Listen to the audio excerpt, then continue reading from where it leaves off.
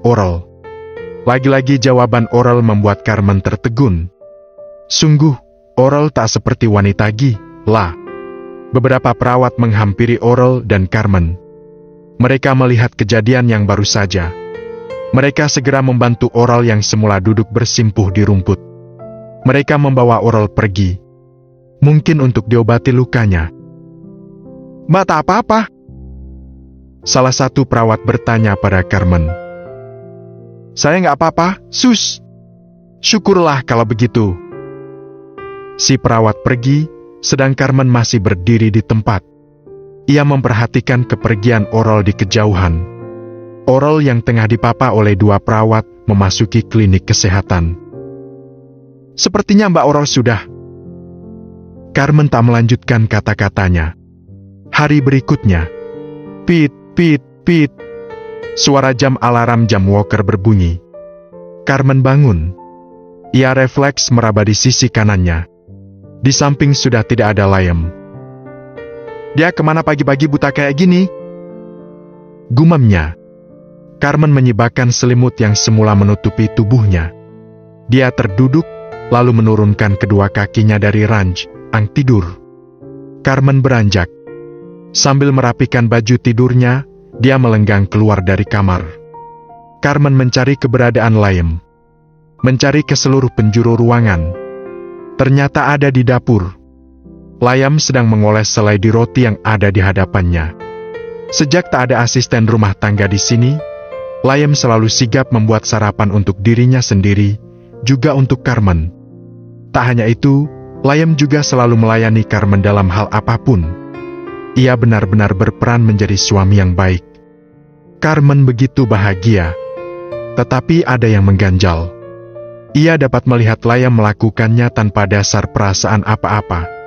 Ia seolah hanya sekedar ingin melakukan kewajibannya, itu saja. Tak ada landasan cinta di setiap gerak-gerik yang ia lakukan. Tindakannya terkesan hambar. Malah sesekali Carmen memergoki ada sorot kesedihan di kedua mata Liam. Mata yang sudah tak pernah berbinar, tepatnya semenjak Oral keluar dari rumah ini. Carmen berdiri di ambang pintu dapur. Diam-diam memperhatikan Liam yang belum menyadari keberadaannya. Baru setelah ia berjalan mendekat, Liam seketika melihat ke arahnya. "Mbak Carmen udah bangun?" sapa Liam. Ia melemparkan senyum. Lagi-lagi senyum hambar tak bernyawa. "Iya." Carmen menghampiri Liam. "Kamu lagi buat apa?" tanyanya sambil duduk di kursi meja makan. "Roti dikasih selai stroberi. Buat sarapan kita." "Oh, Mbak Carmen suka, kan?" "Iya, suka. Tapi sebenarnya kamu nggak perlu repot-repot." "Nggak apa-apa. Aku nggak repot, kok. Kenapa kamu nggak cari arti lagi aja sih, Liam?" "Aku udah hubungi agen, Mbak.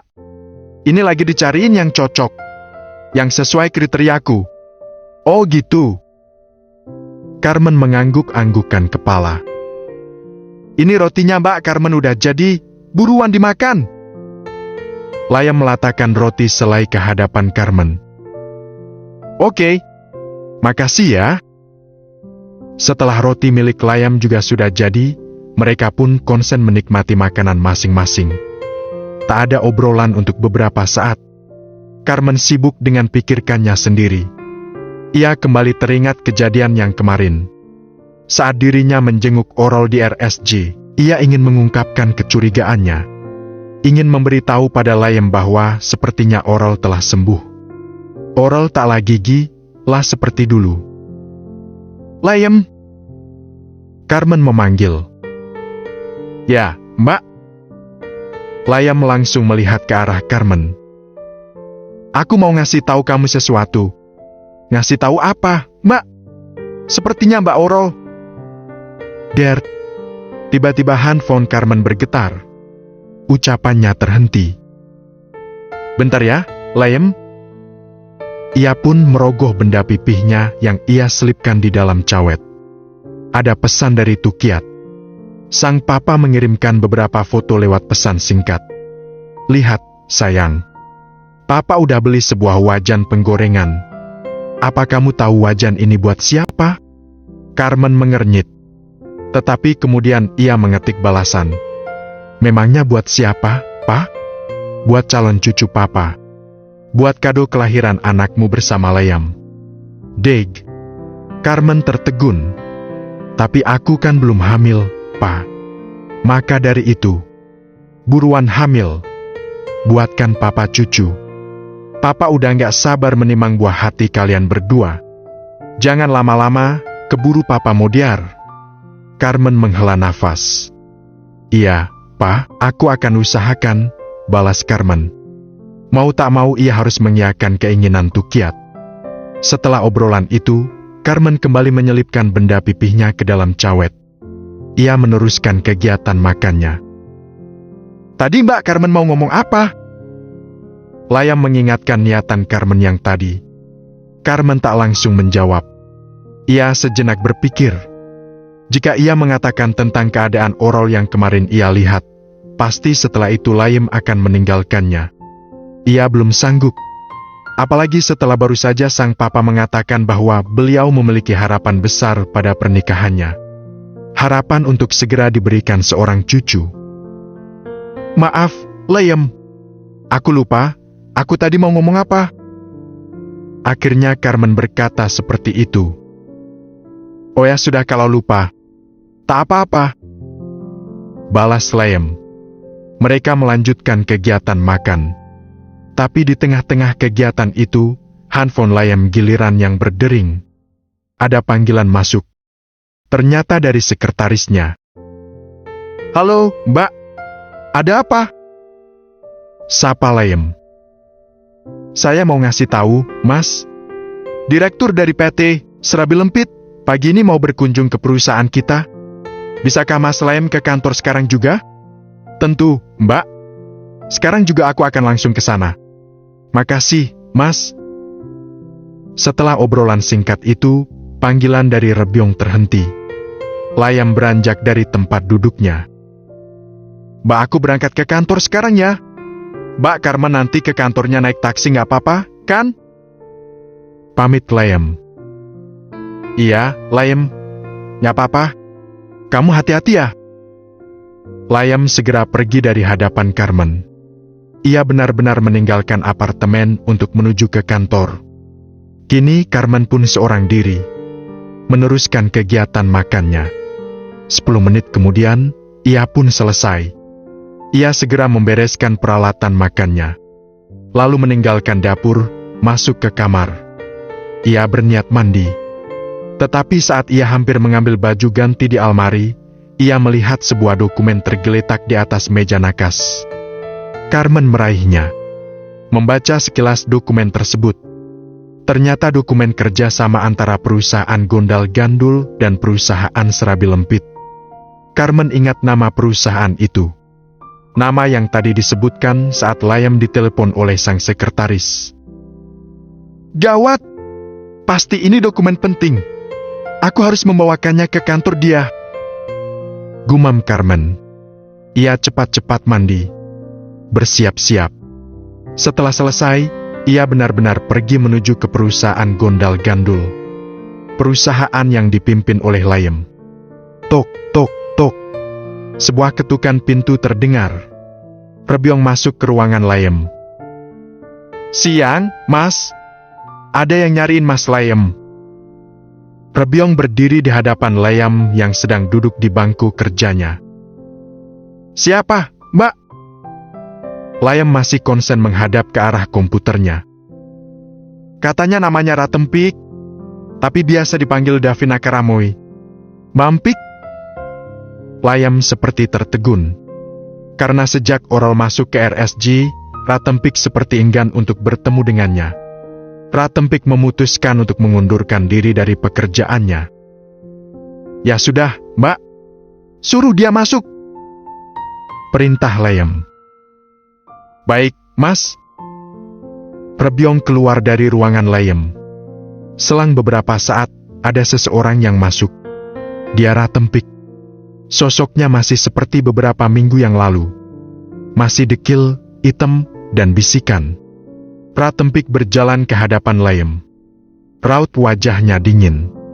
Tak seperti dulu yang selalu ramah. "Duduklah, Mbak." Layam mempersilahkan Ratempik duduk di kursi yang bertengger di depannya. Layam masih bersikap baik. "Ada apa, Mbak?" Tak langsung menjawab, Ratempik tampak menarik nafas panjang sebelum berkata-kata. "Saya kesini karena saya ingin mengungkapkan kekesalan saya sama Mas Layam." Layam tertegun dengan ucapan Ratempik. "Maksud Mbak Empik? Saya ingin bicara soal Nyonya Orol." Kedua mata Layam langsung terlihat sendu begitu mendengar nama tersebut. "Mas Layam tak ingin tahu kabar Mbak Orol? Mas Layam tak penasaran? Pasti dia baik-baik saja kan?" Aku pura-pura menganggap sepele pertanyaannya. "Cih!" Ratempik berdesis. "Saya kecewa, Mas, sama kamu." Makinnya. "Dulu saya kira Mas Layam cowok terbaik di dunia ini. Yang begitu mencintai Nyonya Orol. Yang selalu setia sama Nyonya Orol. Yang tak akan meninggalkannya apapun yang terjadi.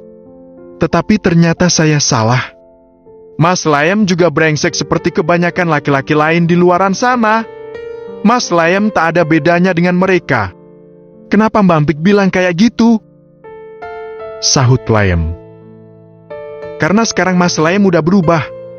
Mas Layam udah gak peduli sama Nyonya Orol." Layam terdiam. Wajahnya menunduk ke bawah.